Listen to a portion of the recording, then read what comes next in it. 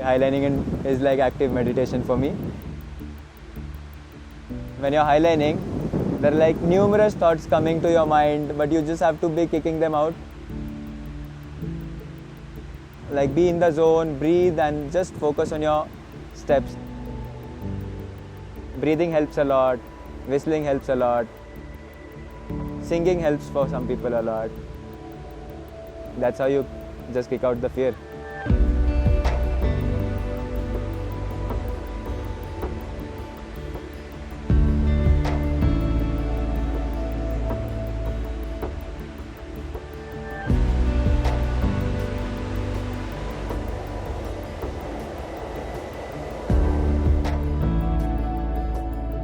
The air is thin, dry and cold.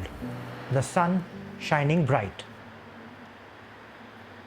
Harshdeep Pawar, one of India's top highliners, is ready. He starts to walk on a nylon webbing that is just an inch wide and suspended 150 feet above the gushing Suru River. Mainly confidence comes from if you have yourself rigged the line, like bolted it or made the anchors and all, so you have to trust it.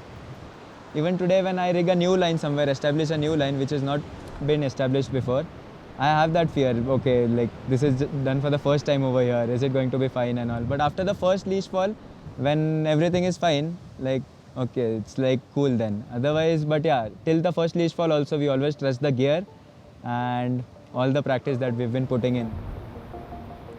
This 200-meter line is one of the longest in India, but for Alexander Schultz, it's a cakewalk. The 31-year-old from Germany currently holds the world record for walking a whopping 1700-meter high line blindfolded. So on this 200-meter line here over the Suru River, you always hear it like raging below you.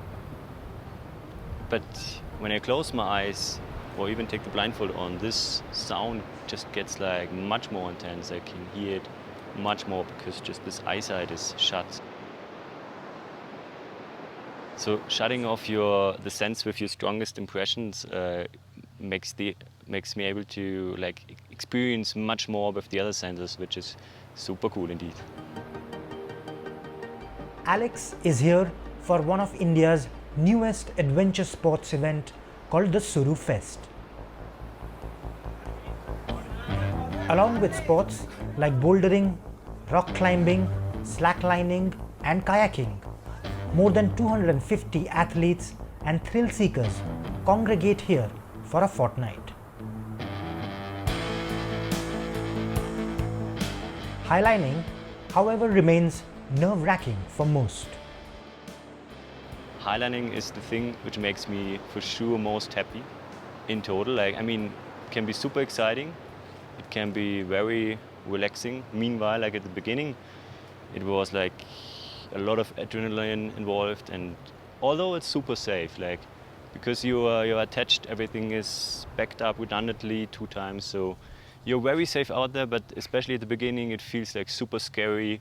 Your heart beats extremely fast, and that's like the nice challenge about it, because you just need to like convince your own mind not to panic, to stay calm, remember to breathe, and just accept like some things which you can't change also. Despite the lack of equipment and monetary resources, 27-year-old Harshdeep from the Indian city of Pune has managed to nurture and push the boundaries of this sport by forming a crew with his friends called Slackistan. 12 meters long, that was the first high line which was rigged in India, like in 2014, and now we are at that level where we are rigging in hundreds, you know. So we've also progressed quite a lot, and Lonavala is one of the main hotspots in highlining. Then Bangalore, now Delhi. 30 to 40 people try every year, but not all of them continue, right? Like few of them continue it like as a hardcore passion, you know.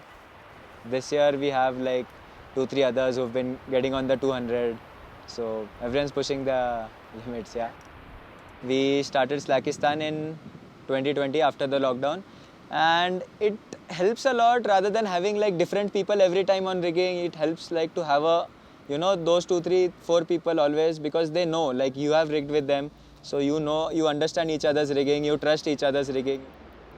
Seeing Harshdeep walk the line can set off alarm bells for most. But it is this adrenaline rush that keeps them going in what is considered to be one of the most challenging outdoor sports in the world. I don't think everyone, whoever tries highlining, would get hooked onto it, because there's a mental fear factor also which comes along. It's not like a normal sport. Initial first 2, 3 times when I saw it, I was very scared. Like, I think it's just the adrenaline rush that you crave for. That's why you do highlining.